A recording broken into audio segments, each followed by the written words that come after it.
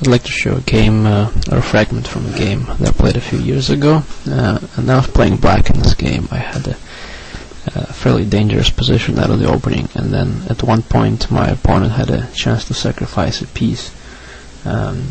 He didn't play that sacrifice, but in the analysis after the game I discovered some interesting possibilities. So this is one of the lines that could have occurred had my opponent sacrificed the piece, or a rook actually at this point. So in this position black is up a rook, but his rook, his extra rook, is not very well placed right now.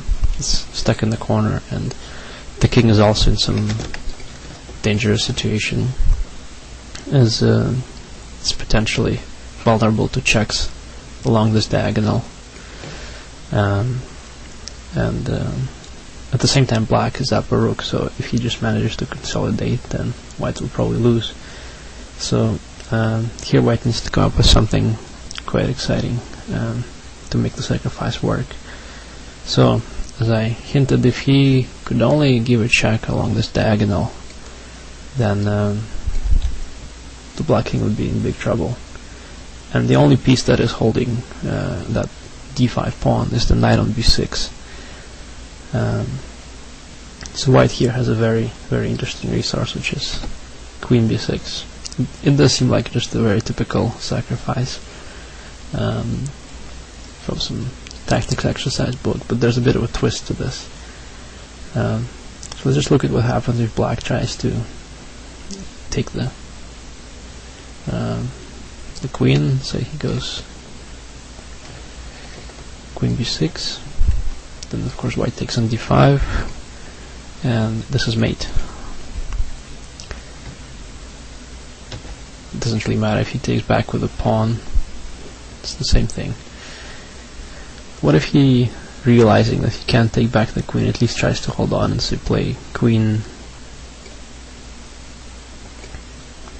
e5? Now d5 is protected, and while black is still up in exchange, then white has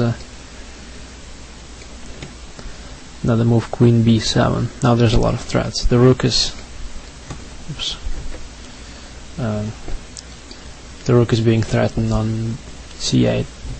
White is also threatening to capture on d5, and he's also threatening queen f7 mate.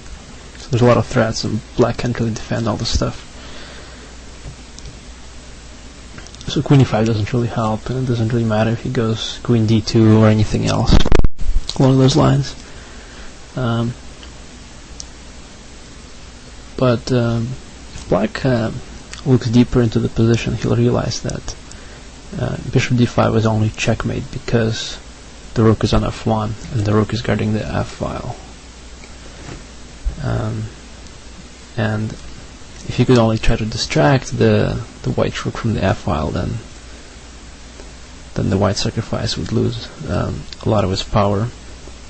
So here black has a very crazy response, which is queen e1. This is really the only move in this position, and it does give black some pretty good chances for survival.